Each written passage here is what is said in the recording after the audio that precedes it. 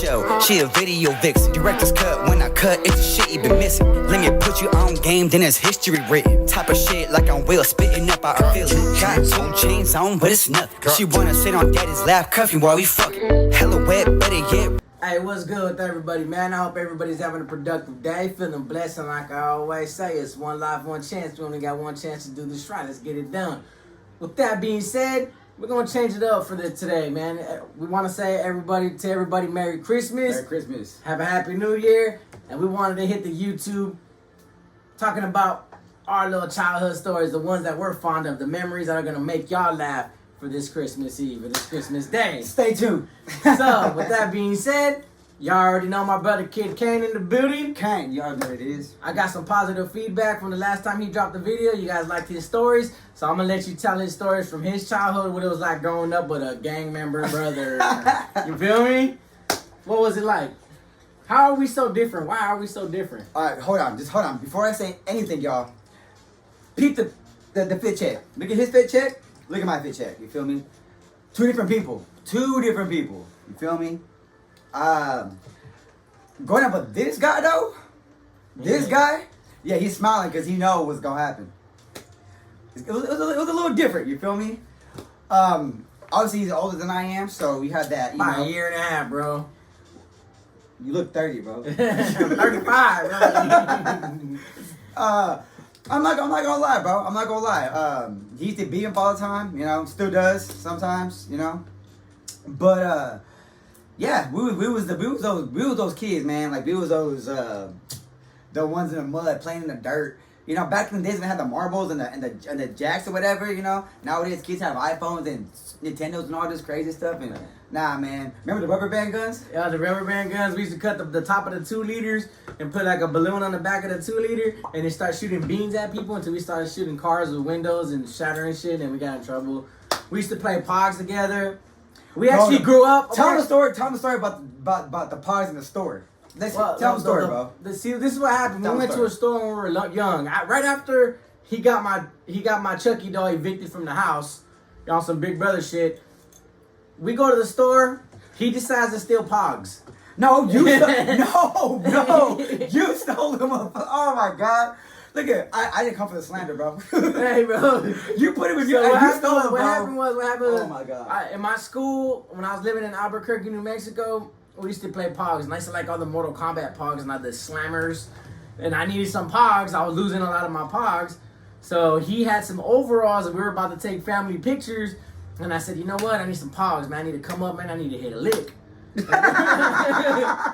So what I did was I grabbed this.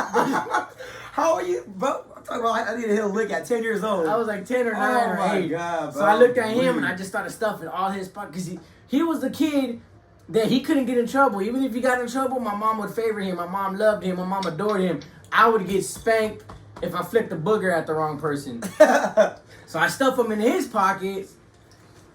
The cop, well, who was it? It was a store clerk? It was when you go to Walmart and they're like, so your son, your daughter's waiting for you at the register. That was that lady. That was that lady. She found him with the Pogs. Mind you, he put him in my pocket. I put him in his pocket. Like he stuffed the inside of allegedly, my pocket. My overalls, allegedly. And then they had notified my mom that we were stealing, we were shoplifting at the age of like 8 and 6. Something like that, yeah. It was something like that, and she didn't even bother to even confront my brother. She already thought it was me, so I tried to put it on him like, man, he stole it through in his pockets. You know, how you gonna just, send me up the river on trucked up charges when he's the one that had him in his pockets? The evidence shows that he had him in his pockets. Mind you, he put them in my pockets. I put him in the pockets. He just didn't get caught doing it. I didn't get the opportunity to review the cameras, so I didn't even get the opportunity to request to review the cameras.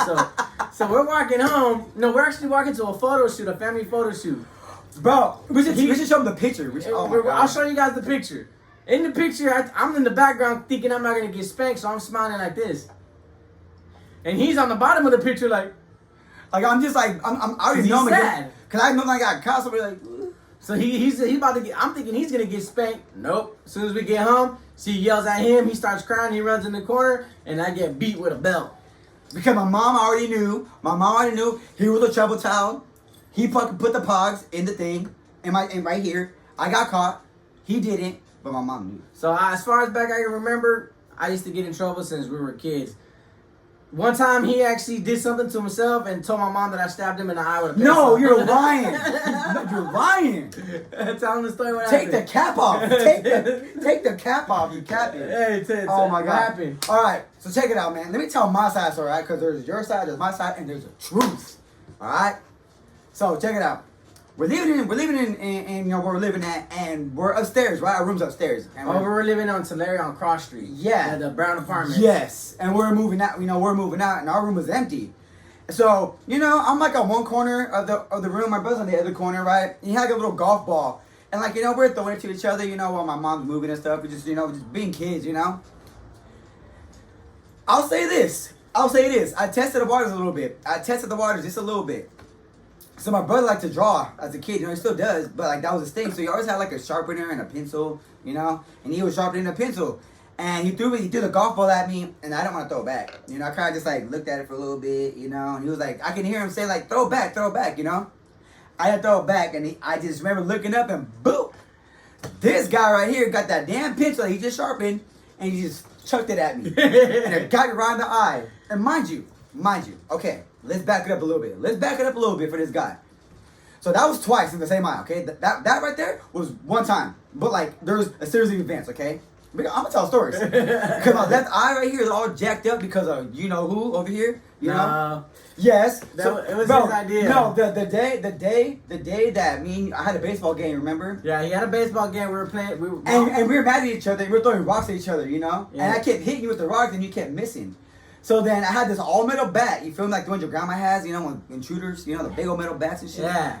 So he's throwing rocks at me. I'm hitting him with the bat. This guy gets a basketball. Okay. I made that face because y'all already know I messed up. So he threw the basketball at me, and I swung with the bat and I hit it. Right, I said, "Dude, this bat done came back and said, dude," and got me right in the eye. So anyways, this is what happened. We gotta edit all that out. This is what happened.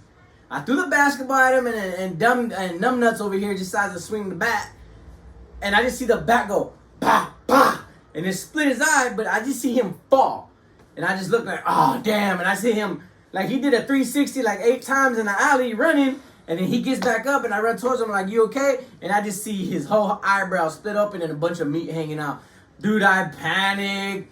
He's crying hysterically because that's what he's known for. He'll cry. Oh, hell, I don't cry, baby, bro. Come on, cried, man. bro. I don't cry, baby. He cried. I don't cry, baby. I ran the whole time. I took him to my mom's. I'm not cry, baby. The whole time I took him to my mom's, I already knew, bro, I was getting the ass whooping of a lifetime. And I got the ass whooping of a lifetime. Before he even made it to the hospital, I was beat 3 times. All right.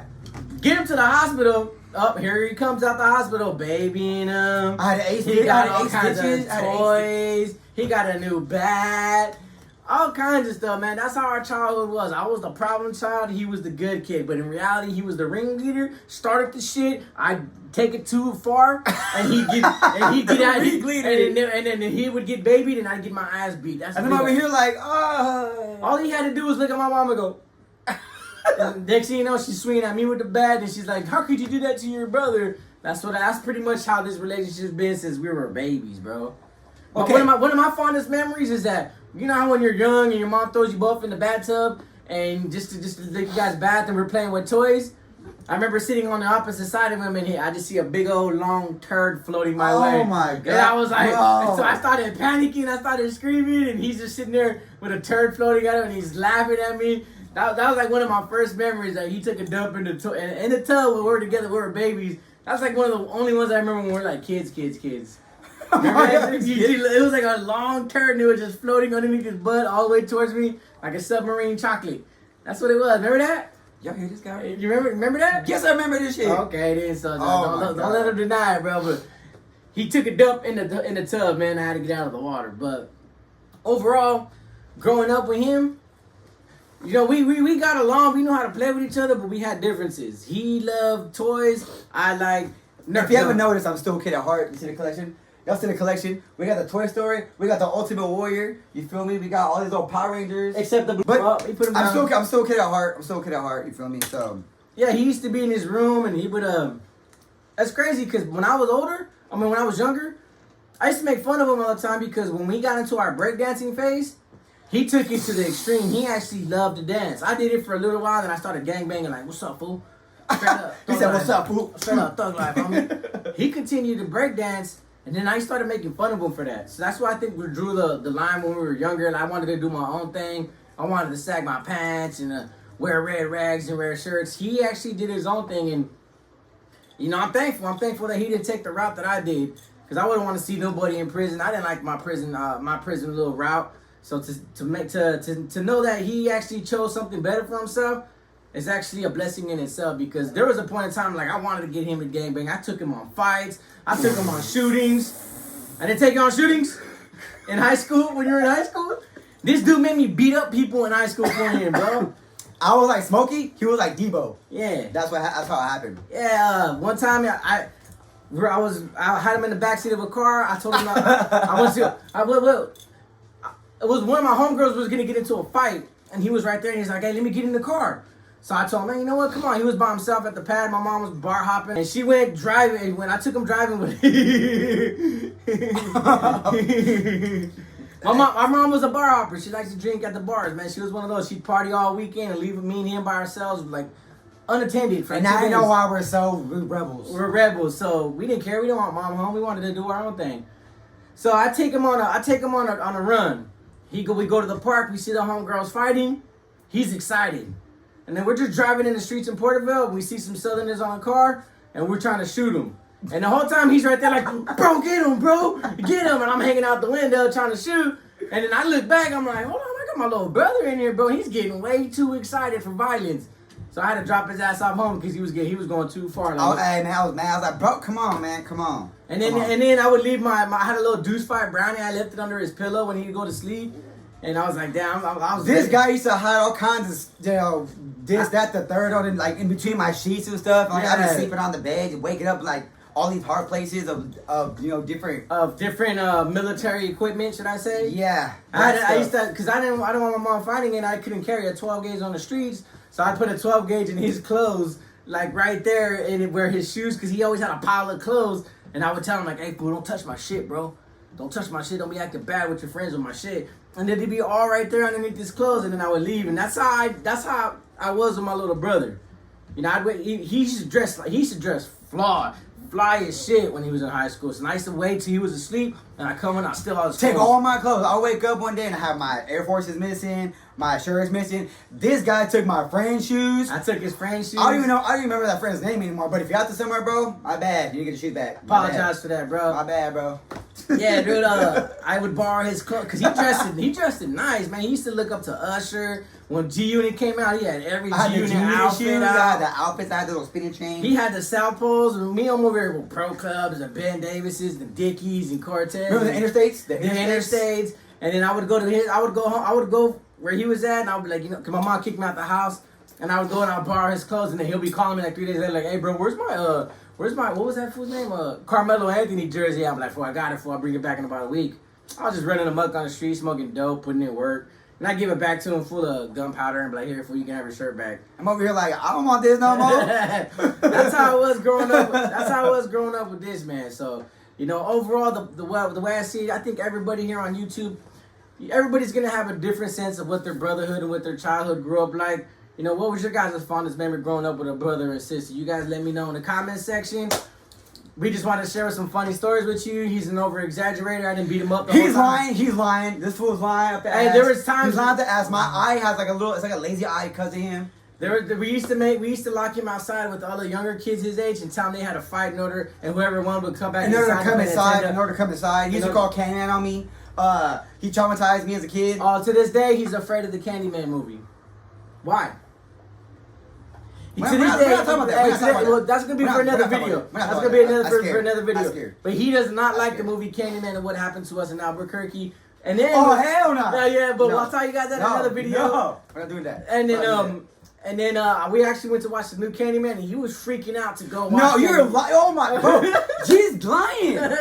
You cap, bro. You capping. You were the one fucking freaking out. You said, "Oh shit," the whole video. Cause somebody in the comments, please, if you think he's capping in the comments, drop down a cap because look at his face. He's laughing because he knows he's right. The next time we do an interview with my brother, he's gonna tell you why he's scared of the Candyman movie. What happened to us in Albuquerque, New Mexico. With that being said, man, there's one life, one chance. We only got one chance to do this right. Let's get it done. Follow your boy Kane on TikTok at Kid Kane. Follow my YouTube channel at Kid Kane. Let's get this shit popping. Peace. Let's go.